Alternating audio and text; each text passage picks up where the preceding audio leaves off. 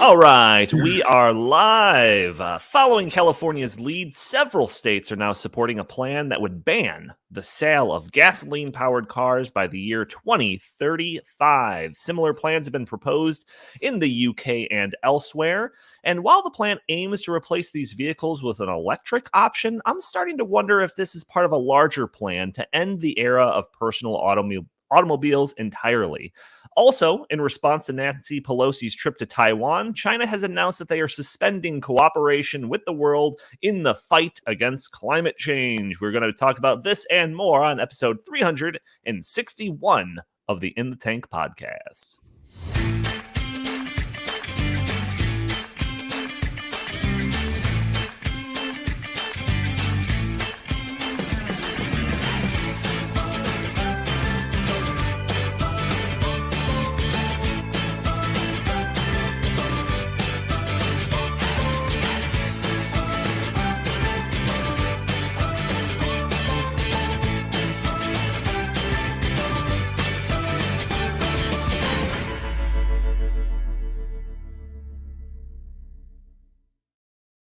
All right, welcome to the In the Tank podcast. As always, I am your host, Donald Kendal, and joining me today, I've got Jim Lakely, VP of the Heartland Institute. How are you doing today, good sir? I'm doing okay. I'm in a bit of a grumpy mood, which is not a surprise to any of our listeners.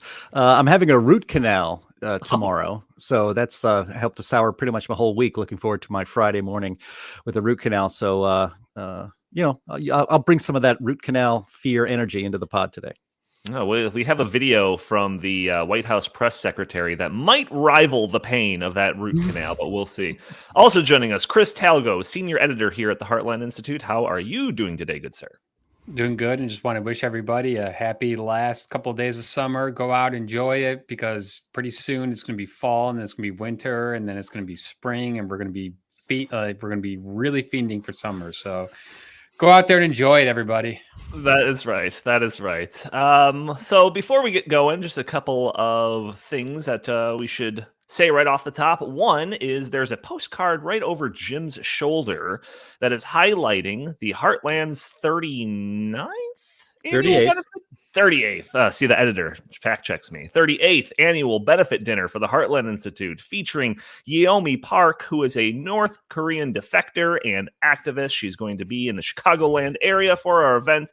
It's going to be a great event. So it's taking place October 21st, which is a Friday.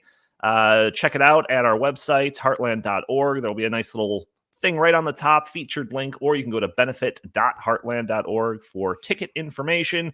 Jim, anything you want to add to that? No, we really hope to see a lot of. I know we have listeners really around the world, which is great. But I know a lot of you here are here in Illinois, in the Chicagoland area. This is a chance to meet the people at the Heartland Institute. Actually, we are. I guess I can confirm it now. AM 560 radio host Dan Proft is expected to be our master of ceremonies. So he'll also have something great to say from the stage. So it's going to be a fantastic night for freedom. It's a great way to support the Heartland Institute, and it will be a night you won't forget. So we hope to see you there. Fantastic. And always that message that I put out there at the beginning of all these episodes for those audio-only listeners that are probably catching the show on a Friday, join us live on Thursdays at noon Central Time, streaming on YouTube and Facebook and Twitter and Rumble. You can join the conversation, put your comments and questions. Maybe we'll show your comment on the screen. Maybe we'll address your questions on the fly. And also, because we're streaming this on multiple YouTube channels, one of the reasons being some of the controversial things that we say have made YouTube target us and want to shut down our entire channel. So we created the In the Tank channel on YouTube, which you might be watching it on. Some of our more controversial topics might only be aired on that channel. But I know we're getting to more of a lively and, the fan base that's kind of talking to each other and all of that. So instead of spreading you across multiple channels, if you all go to the main Heartland channel to watch our video, you can all kind of talk with each other during the show. So that's something that we want to encourage. But anyways, we got a lot to talk about, which seems to be a theme of every week. There isn't a shortage on things to talk about. It's a crazy world that we're living in. And we were going to originally open up the show with a discussion about the ambitions of the latest generation, the Gen Zers, and how a third of them want to be social media influencers. That's their ambitions for life. But instead, maybe we'll kick that for another week because I think there is an interesting discussion to be had there. Let's start off with a bang. So President Joe Biden, has recently been saying a lot of very negative things about what he calls MAGA Republicans. There's a bunch of clips, and we have some queued up here. But one of them, I think it was said during like a private event. I'm just going to read the quote here. He says, "It's not just Trump. It's the entire philosophy that underpins the, I'm just going to say something. It's like semi-fascism. The MAGA Republicans don't just threaten our personal rights and our economic security. They're a threat to our very democracy. They refuse to accept the will of the people. They embrace political violence. They don't believe in democracy." So this is coming from the guy that wanted to unite the country after the whole divisive era that was the Trump presidency, and he says something like that. So I want to bring Jim and Chris into the discussion and get your takes on this quote. But let's go ahead and play this video montage here of some of the nasty things that these people have to say about so-called MAGA Republicans. Go ahead and play that video. Trump and the extreme MAGA Republicans have made their choice to go backwards, full of anger, violence, hate, and division. But we've chosen a different path. Forward. The future, unity, hope, and optimism. These guys never stop. And we're never going to stop either. Tough guy. The president thinks that there is an extremist threat to our democracy. The president has been clear as he can be on that particular piece when we talk about a democracy, when we talk about our freedoms. The way that he sees is the MAGA Republicans are the most energized part of the Republican Party. This is an extreme threat to our democracy, to our freedom, to our rights. They just don't respect the rule of law. You've heard that from the president, they are pursuing an agenda that takes away people's rights. So, which is what the president said last week on Thursday. You all heard him. This is what the president said yesterday, and that's what he's going to continue to say. And here's the thing. The president's not going to shy away to call out what he clearly sees is happening in this country. And, again, MAGA Republicans are this extreme part of their party, and that is just facts. And that's what he's going to continue to lay out. Oh, gentlemen, I saw a clip recently of Joe Biden talking about the January 6th riots, saying that Trump supporters stormed the Capitol and killed several police officers in the process. Mm-hmm. It's just a complete and utter lie. Just a complete and utter lie. But the rhetoric just seems to be getting increasingly heated now. I mean, so much for this guy being a uniter in chief, huh? Jim, do you want to take first whack at this? Well, he and his administration have characterized, now it's repeatedly, we can say repeatedly, half this country as fascists. And of course, our own FBI, that's a joke. The FBI in this country has treated, again, about half the country, people who frankly just oppose him politically, as domestic terrorists. It's just casual. This happens with such casualness. It's actually, that's what makes it kind of really frightening and angering, is that this kind of rhetoric, this kind of characterization from the great uniter. I mean, I almost grabbed a clip of him from his inauguration address, in which he talked about unity and and in fact in that clip that I did grab from his rally in Maryland, I think it was this week. He talked about unity and united, we can do anything we want. United to him, being united, being an American means being allowed to disagree. In fact, disagreement is like a hallmark of a free society, and especially the United States of America. But to Joe Biden and to the left, and apparently to the entire Democratic Party, unless you go along with every bit of their agenda, you are an enemy of the state. You're only united if you all think the same and all support all of his policies. I'm just trying to imagine if Trump had called the Democratic leadership in this country a threat to our democracy and semi-fascist.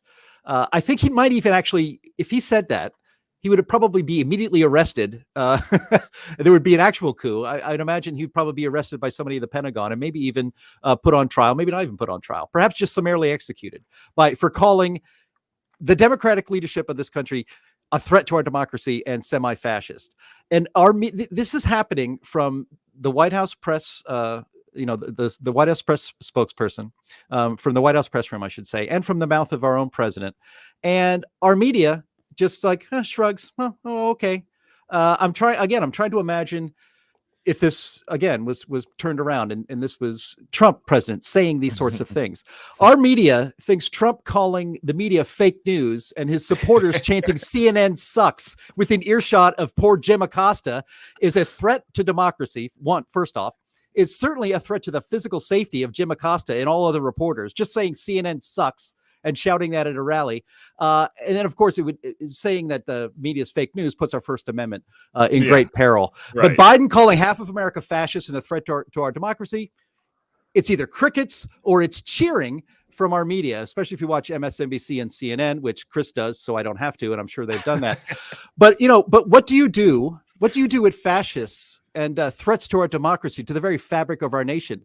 Do you just let them go on with their activities? No, this is a real danger. And in fact, this rhetoric is a real danger. It's hard to have calm, rational conversations about policy. It's hard to go back to a quote unquote normal America where we're allowed to disagree when the president of the United States is characterizing half of this country as fascists. Fascists are what we went to war in Europe to annihilate 70 years ago. So what do you do with these people? I really think that, I don't want to overstate it, but this kind of stuff is very dangerous. I mean, we had, there actually are fascists in this country, and they call themselves Antifa. They call themselves anti-fascist, so they can go around being fascist thugs on the streets. But if you are a fascist, what do? You assault people on the street. You burn down cities and businesses. I'm old enough to remember when Antifa thugs were assaulting people coming out of a Trump rally in Chicago during the 2020 campaign. I remember that because it wasn't that long ago, and I saw it on television, and nobody cared. Nobody was arrested. Old people walking to their cars at the University of Chicago, where Trump had a rally, were assaulted. And no big deal. People, I mean, there's clips all over the place, and the media treated it as if it was just a normal political thing because, of course, Trump is terrible. Trump was the so-called fascist. So all actions to oppose him are just fine. I also remember when a senator, Rand Paul, and his wife were attacked leaving the White House during the, so-called COVID Republican convention that had to happen at the White House because, we couldn't have any public events back then. Well, that was just fine. Nobody cares.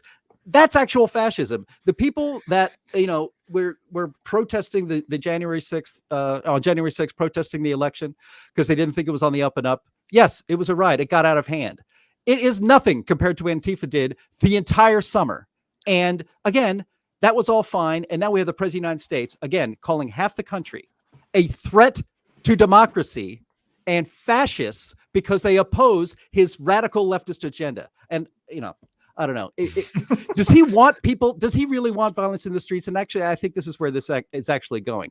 I think that the media and this president and his spokesperson and his party are trying to incite violence by Republicans, by the MAGA extremists. I wonder if we're going to, I wonder if MAGA Republicans are going to take the bait. We'll see. They want another January 6th, but they want it 10 times bigger, and they want it in 17 different cities, I guess. Chris, this is dangerous, man. This is dangerous. I don't know what else to say. Chris, you told me, you mentioned right before we went live that Joe Biden is doing a unity speech or something like that tonight. Do you think he's going to kind of turn around in some of this, labeling everybody's fascists, or do you think he's going to double down on that rhetoric? I think that's yet to be determined. I doubt that he's going to have a message where he's calling for the unification of the American population. I think Jim just hit a lot of the big points here. I just want to add a couple things. I think this is just classic projectionism. I think that the Democratic Party, and I don't like to do this, where it's us versus them. But I do think that a lot of the leadership in the Democratic Party, if you want to call it the far left or the progressives, they are actually engaging in fascistic behavior, and they've been doing it for the past couple of years. And they are turning around and then saying, "Well, actually, you're the fascists," and it's just completely not true. it's sad that that this message is being given by people in positions of such power. But I think it is just projectionism, and I also think that the Republican Party has to stand up and actually come up with the message to oppose this. And I think part of the problem is that the Republican Party is not having a coherent, cohesive message about what they stand for. So it's easy to tar and feather the GOP right now, because it seems like they're just kind of waiting in the wings, not really doing anything. And unfortunately, you do get some GOP members such as Lindsey Graham who say stupid things like, well, if Trump's indicted, then there's going to be riots in the street. And that plays right into the left's hands. So I think this is, I think we are in campaign mode now. I think that Biden's speech tonight is going to be the official launch of the Democrats' 2022 midterm election strategy. And I do think that strategy is going to be trying to portray the Republicans as these, fascists, and they want to take away your rights. And like Jim said, yes, I've been watching dutifully CNN and MSNBC the past couple of days, and I have been noticing a pattern that they are working in lockstep in that message. And the message is that these ultra mega Republicans are a very dangerous, set of people, and we must make sure that they do not win, Congress, and we must make sure under any circumstances that their leader, Donald Trump, is never, able to run again in 2024. Right. And I think that's what this is all about. So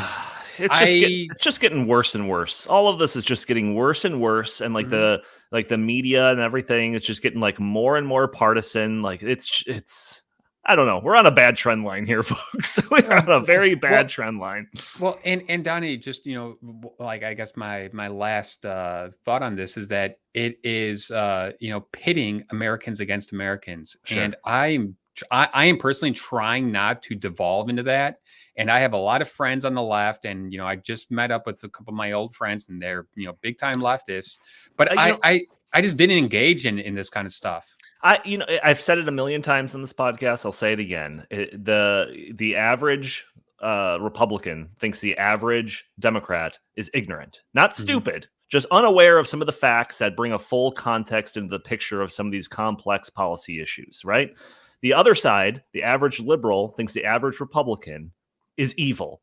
They think they're a fascist. So how do you try to I could see the worldview of the liberal that wants to protect the world from climate change and all these things that we're going to talk about, replacing gas-powered cars with electric vehicles. I understand that worldview. I think it's ignorant, and I think it's not taking in a bunch of important facets into the conversation. But the other way around, they think we just want to destroy the planet. Like how do you compromise on those two things? You can't do it. You just have to label it fascist or racist or some type of other ist and just kind of blot them out of the conversation. That's the whole thing. And that seems to be what Joe Biden and the Biden administration is doing. Yeah. I mean, the easiest way to understand the left is to just always be thinking that almost everything that comes out of their mouth is projection. They're projecting actually their own beliefs and values on their political opponents, and in this case, on half the country. And Joe Biden, the great uniter, saying things like this, and he's going to continue to say it because it's a cynical ploy to at least mitigate the losses that they expect in the midterm elections in November. But I mean, it's all projection. I mean, where are the mobs of MAGA Republicans burning down cities? Like we saw in 2020, all summer long. Those were Democrat voters. If they voted at all, they definitely would have voted Democrat. Where are all the Republican rioters? Where are they? They want to get them out there on the street, but they just don't exist. So they're projecting what their own, frankly, are guilty of on their political opponents. And Joe Biden has always been a nasty piece of work, and he proves it every time he opens his mouth on the campaign trail. Yeah, well, we got a lot to talk about. So surely this is a thing that we can talk about probably every week for the next several years. But let's get to our main topic here. So we briefly discussed, I think maybe last week, maybe the week before that, a plan from California to ban the sale of gasoline-powered cars by 2035. 2035 seems like one of those years that's painted at like the beginning of some type of science fiction movie from like some 80s science fiction movie that we've been watching, but it's not that far away, folks. We're in 2022 already, so it's not that far away. Well, now, several other states are doing the exact same thing. So I'm reading from an article from The Hill, and the article starts off saying the Clean Air Act grants California the ability to impose emission standards on new vehicles that are stricter than those at the national level, and which other states can then follow. As long as states' standards are identical to California's, they are not permitted to adopt them without government approval.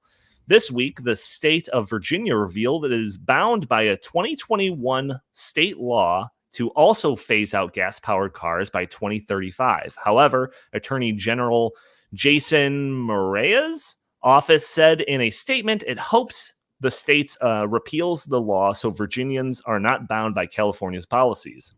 It says a total of 15 states have backed California's zero-emissions vehicle requirements, while Washington, Oregon, Massachusetts, and New York have taken steps to follow suit. So I tried to find the list of states, so this is probably mostly accurate, but take it with a grain of salt here. California, New York, Massachusetts, Vermont, Maine, Pennsylvania, Connecticut, Rhode Island, Washington, Oregon, New Jersey, Maryland, Delaware, Colorado, Minnesota, Nevada, Virginia, and New Mexico all seem like they're moving forward with this plan to ban the sale of gasoline-powered cars by 2035. I am a little speechless over all of this. Chris, what's your initial take? Well, my initial take is that this is America's not ready for this. On any level. Gavin Newsom has come out and announced that California is leading the way and that they are going to ban the sales of new gasoline-powered cars in just 13 years. And they are saying that they want 60% of their new car sales to be EVs by 2030. So this is going to happen, over the course of the next 13 years in basically 5-year increments, starting in, I think 2028 or so. But we're just not ready for this, and Americans do not want EVs, and Americans cannot afford EVs, and EVs are not, ready to be, replacing gasoline powered cars yet. So I think this is going to be a debacle, and I think that this is going to blow up in their face, because right after he announced this decision, the system operator for the California electricity grid said, "Oh, actually, don't plug in your electric vehicles between the hours of 4 and 9 o'clock, because our electric grid is so stressed out right now that we can't even charge electric vehicles." So I just think we're going to get to that. Yeah, but this is just an ill thought out plan from the beginning. I think this is just, their typical, desire to control the American people. And then, they've got, other motives at hand. They this is a money making opportunity for them. And I just think that it's a slap in the face to, hardworking Americans, hardworking Californians, especially, who cannot afford this, but they're just being told, like, you are going to have to do this. Yeah, Jim, I mean, I think when we originally talked about this, I still warned people, like, hey, it might be crazy California doing this, but, usually they're the first domino when it comes to a bunch of states kind of following the lead. But even when I was putting out that warning when we originally talked about this, I still thought, like, this is crazy. But now it's like 17 other states are kind of following suit, or 15 other states, depending on which ones you're counting. Seems like we should start really taking this seriously. What do you think? Well, the new governor, those 13 or 15 states decided, okay, whatever California does, we'll follow suit. Since that they made that decision, that was made under a Democrat governor, Terry McAuliffe, I believe, in Virginia at the time. And now they have a new Republican governor who says, no, we're not going to be doing that. I guess they need to pass a law to repeal that, or he can just take the lead of our federal government and our president and just declare what the law is and follow it that way instead.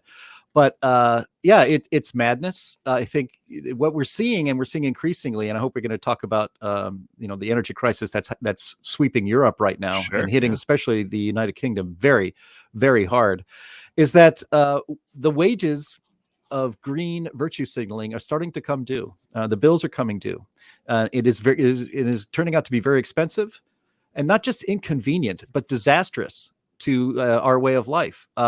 Again, Chris brought this up. California is starting. They put out a press release yesterday, and starting today through Tuesday, a heat wave, and they want people. They call it a flex alert. So it's apparently just voluntary for right now that you're supposed to, turn out all of your lights, put your thermostat at 78 degrees, try to turn off as many lights as possible, unplug your toaster, because it takes just a little bit. It takes all of your appliances take a little bit of energy out of the plug, even when it's not being used. So they want you to do all of those things for now. And for now, it is voluntary. But on top of this, the idea, and how many, I didn't look it up, but I can't imagine how many electric vehicles exist in the state of California. Like what percentage? I can't imagine it's more than maybe 5%. That's probably very much on the outside. That 5% of vehicles on the road in California are electric cars and not the normal car, internal combustion engine. How are they supposed to? Where's the power going to come from when they don't allow the sale of an internal combustion engine car anymore in 2035? Where's it going to come from in California? California right now, by the way, imports a third of their energy from other states. They could be completely energy independent as a state, but they're not, because they keep taking their own reliable natural gas and coal plants and nuclear plants offline and replacing with wind and solar. But there isn't enough energy, so they have to import it from another state. So the idea that California's going green is complete fraud to begin with. But you can't. We've been saying this on this podcast for a long time. It's not practical. Electric vehicles, they may be smart. They may be a good solution for some people. They are not practical at this time for most people. What if you live so here's another example. I mean, where are all of these where's all the plug-in availability going to happen? Say the left wants us all to live in high density communities. Let's just say you're not even in New York City or Manhattan or Queens or something like that. You're in a suburb. You're in a newly built suburb that instead of, individual homes with like a quarter acre for everybody or a half acre for everybody, we build these 7-8 story condos for people. Where the hell are all the plugs going to come in for all the parking spaces? A lot of people, if they're in an apartment, they get one parking space. Mm-hmm. Okay, so you're down to one car. How are we going to retrofit all of these existing condos with parking spaces with all of these plugins? How's that going to happen? How's that even practical? And, we are not ready for this. As one of our viewers here on YouTube said, Elon Musk has even said this, and he's he's made his fortune building electric vehicles. And he said, we're not ready. Yet this is the way the left always goes about their business. They can't win arguments. They can't get, in the state, like this, you can't get people to vote for this. You just impose via fiat things that are impossible. And then with magical thinking, suddenly we'll get to this future if we just demand it. If we just make it mandatory to get to this electric vehicle future, it'll happen. It's nonsense. Yeah, you addressed a bunch of things that I want to get into specifically. One of them has to do with something that was mentioned in the first topic that we were discussing, was just kind of like the media's role in all of this. But I'll get to that in a second. Yeah. So just to kind of add on to all of these states' plans to get rid of the gasoline-powered car, this is seemingly in tandem with a number of different policies going on around the world. So I just have a couple of them pulled up here. So we might have talked about this as well last week. I don't remember exactly, but there was an announcement that Australia Bank, a major Australian bank, it's called Bank Australia, said that they were going to be ending loans for gasoline-powered cars within the next couple of years. So it quotes the chief impact officer of Bank Australia, and she says that because the change to electric vehicles needs to happen quickly, that's why they're doing this. So it says the bank added this impact officer, believes that that could happen with the right supporting policies in the place to bring greater range and more affordable electric vehicles to Australia. So not that these policies are already in place, but that could help this process. So they're already just moving forward with it, right? It says on that front, also on Friday, so the same day apparently that this was announced by Bank Australia, saw Australian government provide information about plans to set up a national electric vehicle strategy for the country, with a discussion paper on the matter due to be released for consultation. So at the same day, these announcements were made. This private public coordination seems right out of the pages of the Great Reset, if you ask me. Chris, well, you know what? I won't even go to you yet. Hang on, because I got another one of these. So this next story is only like a month or two old, but the EU lawmakers voted to ban new gasoline-powered car sales. Guess what year? 2035. Yeah, it's the magic year. Similar, very eerily similar plan here. So it says in this article, I'm reading from a CNBC article, European lawmakers have voted to ban the sale of new diesel and gasoline-powered cars and vans in the European Union from 2035, representing a significant shot in the arm to the region's ambitious green goals. So, Jim, I read that first paragraph specifically to see your head shake back and forth. Not questioning whether or not this is doable or what the potential impacts will be and whether or not consumers are going to be left in a lurch or anything like that. No. It's referred to as a significant shot in the arm for the region's ambitious green goals.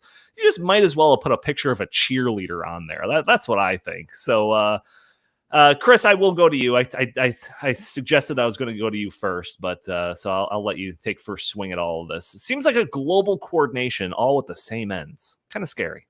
Yeah, it definitely does seem like it's all a coordinated effort by governments and corporations to force people to buy things that they don't want.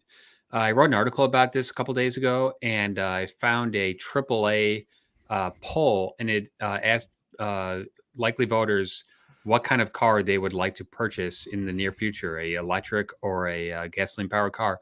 Guess what?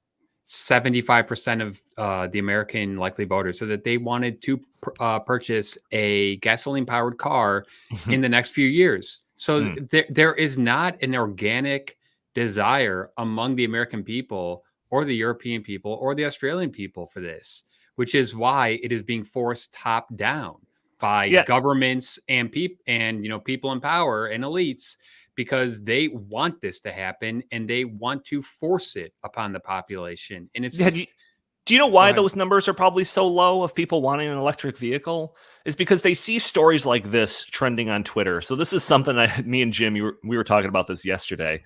But a guy, this story goes viral. This guy shows his bill that he got from his dealership after he took his 10-year-old Chevy Volt in after the battery stopped working.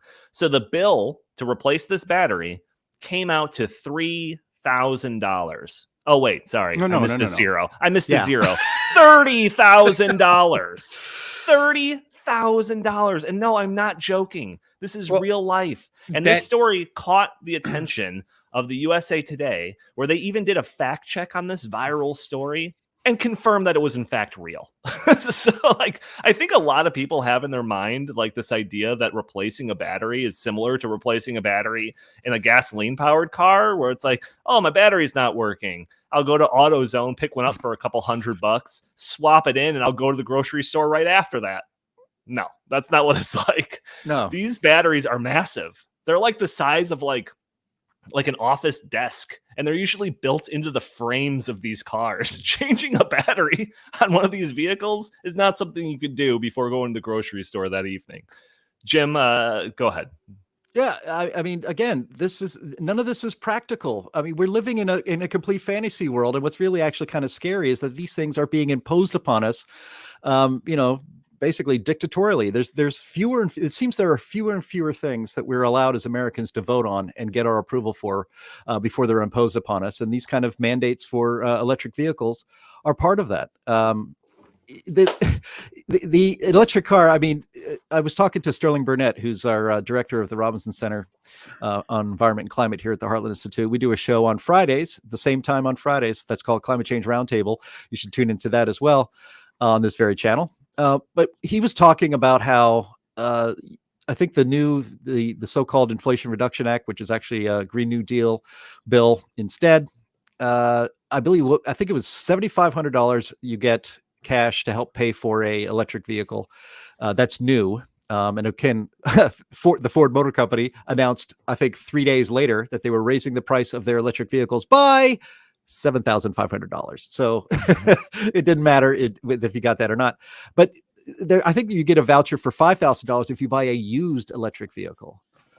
Who would want to buy a used electric vehicle? I mean, the battery starts to lose its power. I mean, immediately, every time you charge up a battery, any kind of battery. This is not, this is just the way the world works. Again, Sure. The environmental left seems to think they can change the way the world works, but they can't. So a battery starts to lose power all the time. Every time you charge it and charge it fully up, it's a little less efficient and a little less efficient and a little less efficient.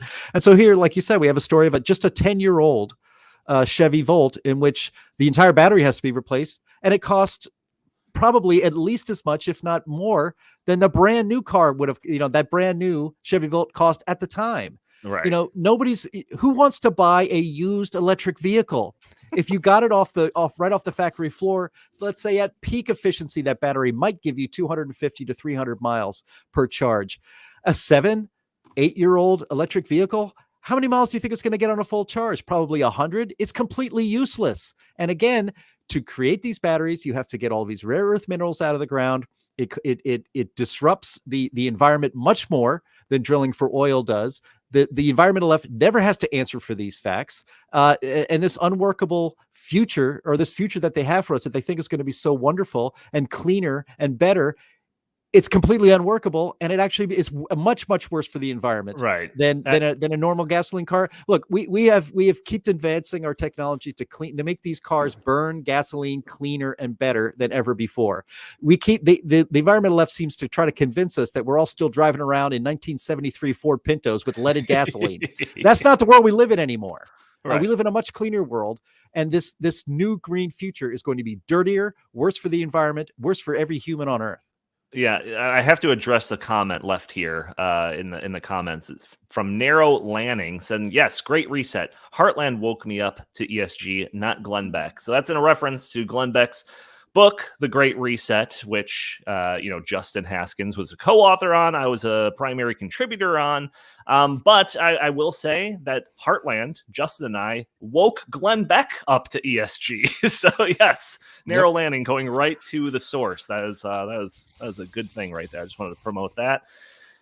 So Jim, you already kind of touched on this, but the idea that these states, these countries are pushing for this in a time where it seems like energy scarcity is at its worst, right? Mm-hmm. Earlier this week, I did an interview where I talked about new restrictions being put on farmers across the world that are lowering crop yields. And I noticed that I noted in the interview that it was extra stupid when you consider the fact that the world is increasingly experiencing a food shortage. And it's like the same thing is happening right now. You already kind of mentioned it.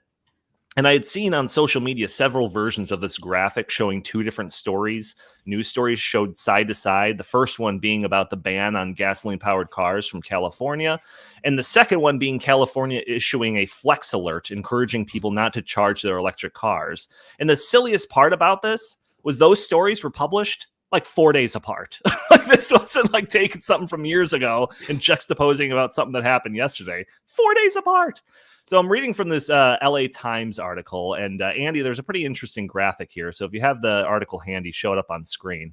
But it says the worst heat wave of the year is presenting a critical test for California's overtaxed power grid, with officials warning rolling blackouts are possible without major conservation efforts during a week of scorching temperatures. Extreme heat is expected to grip the vast majority of California for at least 6 days, perhaps even longer. Authorities are worried about power capacity in part because high temperatures are forecast not just for across the inland regions that typically broil this time of year, but also along many parts of the coast. This could mean many more people reaching for the air conditioning during peak hours. So they talk about this flex alert, and if you scroll down, there's a little graphic.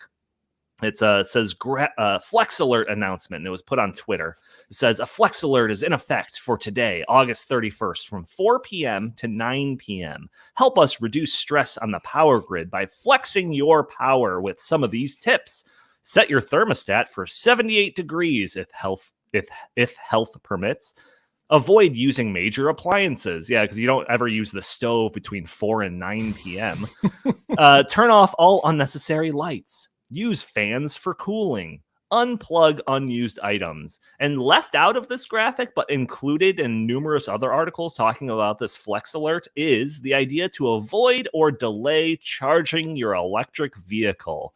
So again, put all of this into the context of this story where they want to move what Jim estimated to be like 7% of cars in California being electric, trying to make that 100% and thinking these flex alerts aren't going to impact that. It's just mind-boggling. And let's just stop and dwell for a second on just the fact that we are now living in a country where there's energy rationing. This is just insane. This is a story. This flex alert story is a story from one of the wealthiest states in the wealthiest country in the world, and we're rationing energy. This just seems absolutely bizarre. Chris, you've been silent long enough. Feel free to jump on any of the topics we tackled here. Wow, there's a bunch of stuff to tackle here. I think it's just, like you said, it's mind-boggling that we are actually having to ration energy.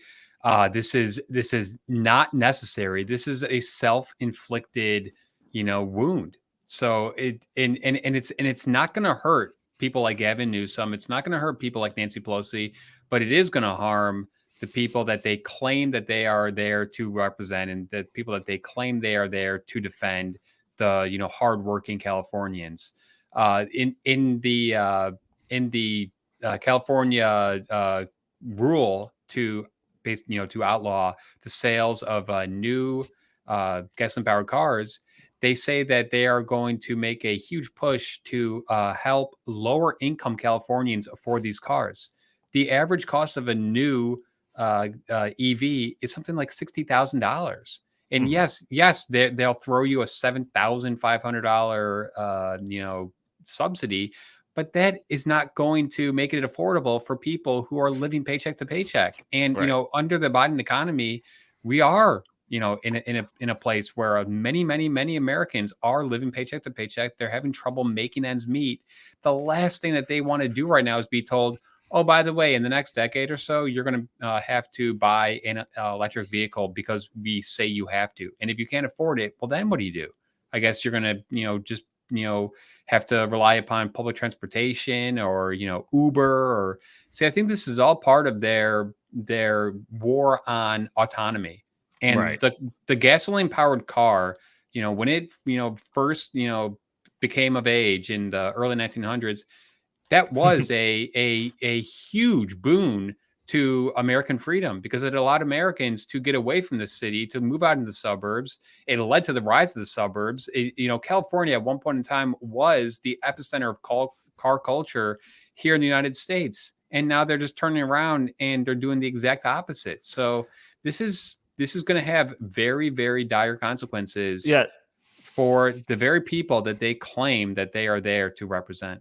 Jim, I just told you in the private chat that I was going to tee up some European energy stuff, but I did not expect Chris to jump into what I had this whole episode kind of planned around, which is the idea of just getting rid of the personal automobile entirely. So let me touch on that for a little bit. Let's have this conversation now before we dig into it. So I'm going to get a little conspiratorial. I'll just warn you people, a little trigger warning for you.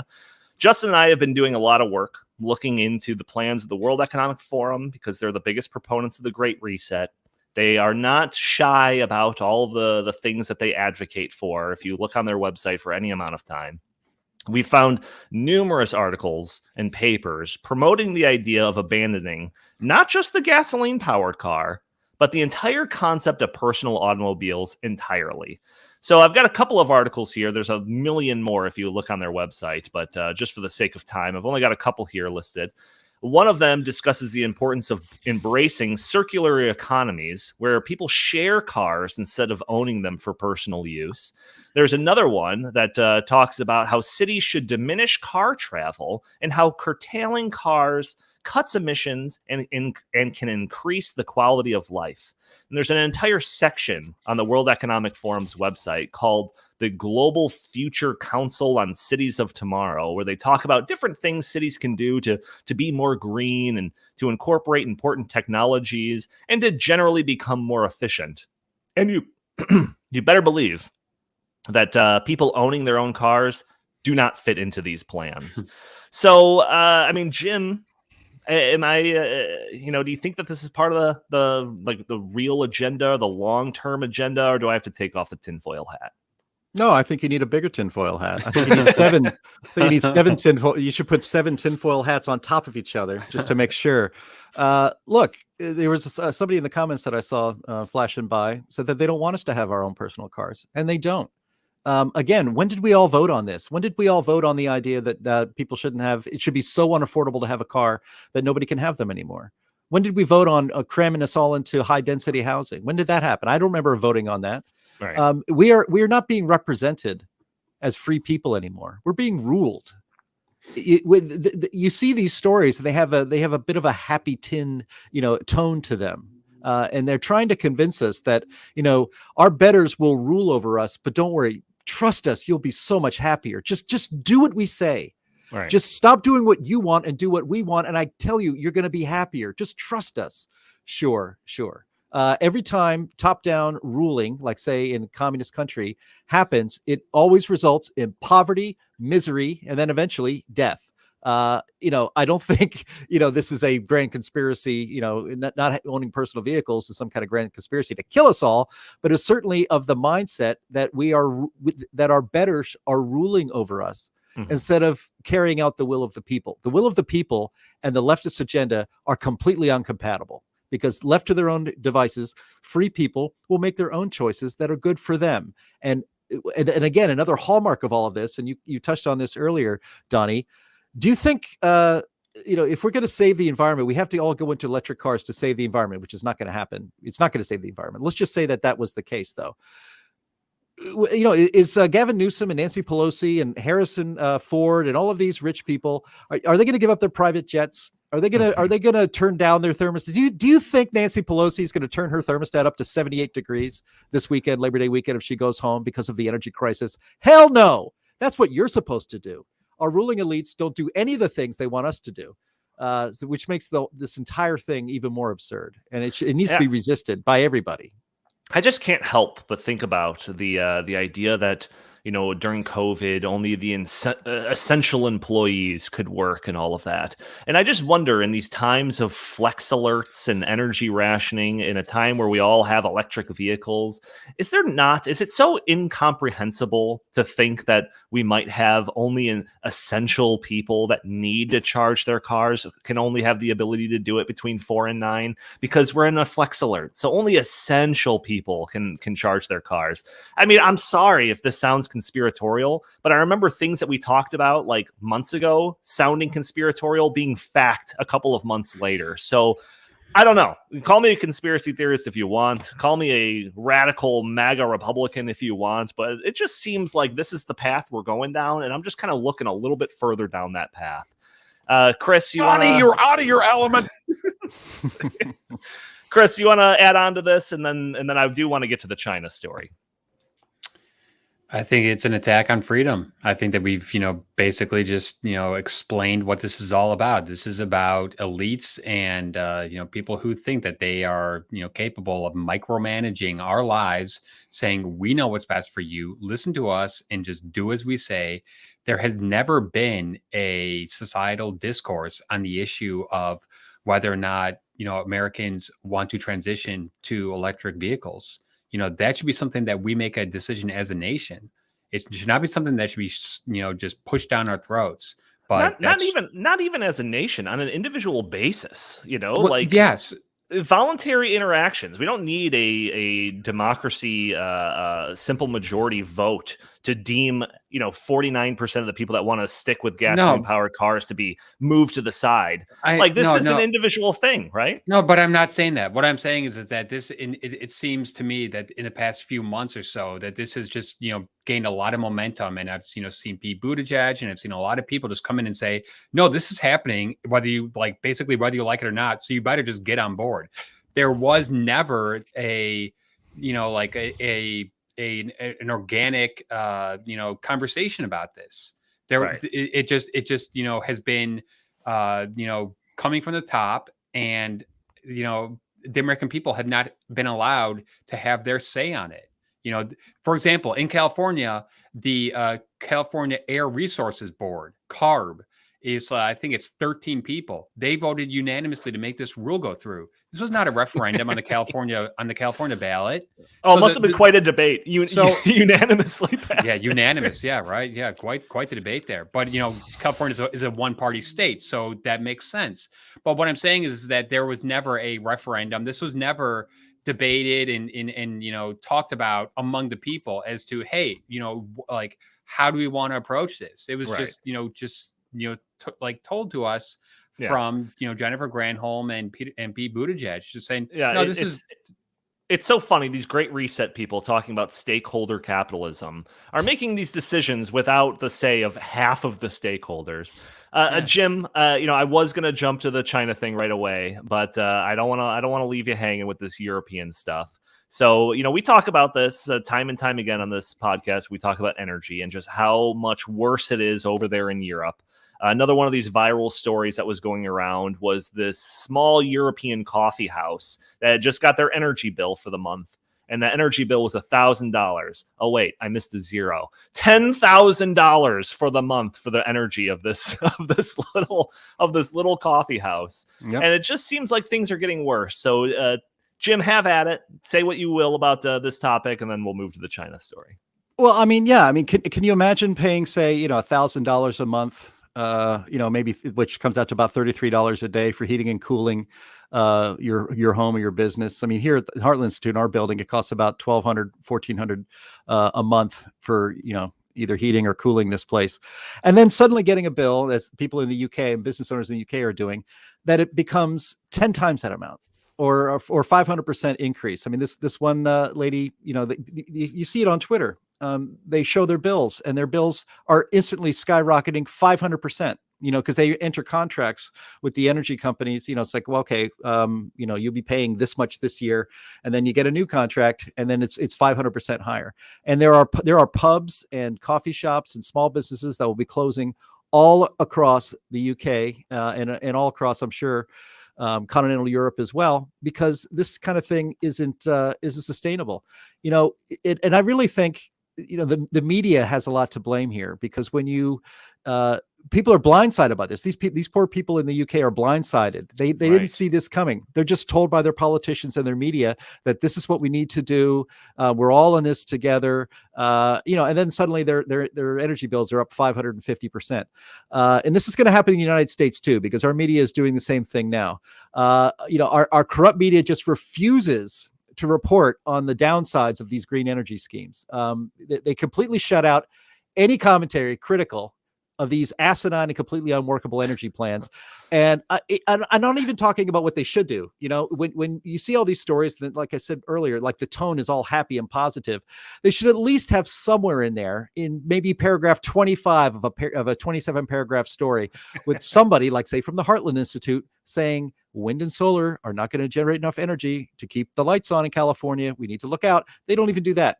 They should actually be doing 10-part series in the New York Times or a documentary on CNN explaining the downsides of green energy, because there are a lot of downsides to supposedly green energy, but they don't do any of these things. So the American people are going to be blindsided when it's happening in California. It'll probably happen there first. Energy bills are going to be coming in this winter that are super high. Why? Because of the so-called transition to so-called green energy. Right. It's going to be very expensive. Energy is going to be even more rationed, We are creating an energy scarce country in the richest, wealthiest nation in the history of civilization. For what? For a climate cult. And nobody in America, if you watch CNN and MSNBC, you have no idea that any of these negative things, any of these negative aspects to the plans that they have in mind. They think they just keep getting fed all this propaganda that everything is just going to be wonderful. It's a great point. It's an absolutely great point because, when we saw gasoline double, in just the last several months or something like that, we had been talking about how this is just the natural course of things leading up to that price increase. So I don't think we were shocked about it. We're just like, yeah, this is what we've been warning about. So yeah, like I can imagine people that are only tuning into the CNNs of the world being absolutely floored by the fact that gasoline prices doubled. Well, yeah, and this is on purpose, because if the people were warned even slightly, if there was balance in these energy stories and these green energy stories, then we never would have gotten this far down the road, because the people would have resisted it. But they're not informed, they're not told, and which is why, and this is what they wanted.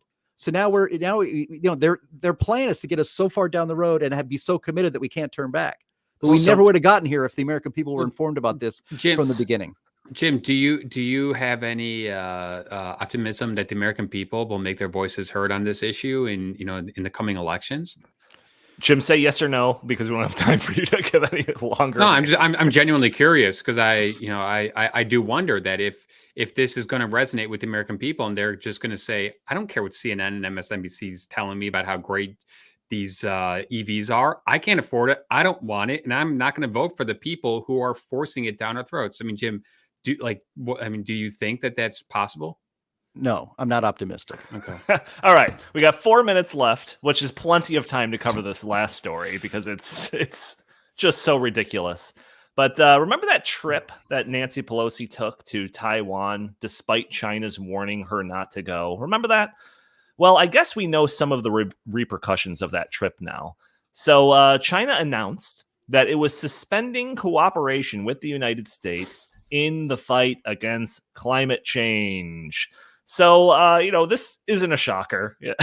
This isn't a shocker at all. We've been talking about how any cooperation that China has had on the fight against climate change has been nothing but just words, no actions, really. They were shutting down all of our reliable energy while they're building more coal power plants by the day over there. So it's kind of a joke. And but I wanted to address this because I think it kind of shows just how serious China took climate change in the first place. And the answer is not very serious. If Nancy Pelosi going to Taiwan means, yeah, screw it, we all want to die from climate change now, I don't think you're actually taking it that seriously. But it also kind of just, I don't know, it just kind of shows how insignificant any of the things that we had just talked about for the last 55 minutes of this. We can destroy our car sector, in the effort of trying to fight climate change. We can break our backs trying to go carbon neutral. We can go back to the Stone Age if we really wanted to protect ourselves about global warming, and it's going to do nothing because China is by far the biggest emitter of CO2 in the world. In fact, I'm reading from an article from our very own Sterling Burnett that was posted in Town Hall, which is in the show notes if you want to read it. But it says, China emits more greenhouse gases than every other industrialized country on the planet combined. So the fact that they're saying, yeah, screw it, we're not doing anything about climate change, should be a big deal. But when you Google this, Sterling's article is one of the only ones that come up. So Chris, any thoughts on this announcement by China? It doesn't surprise me much, but I think that this goes back to, we're just past the 1 year anniversary of Biden's, terrible withdrawal from Afghanistan. And I think that was a tipping point, because I think it showed countries like Russia and Ukraine that the United States is not the superpower that it was, before Joe Biden entered the presidency. And it is emboldening these countries to do things like this. And I think Iran's another example.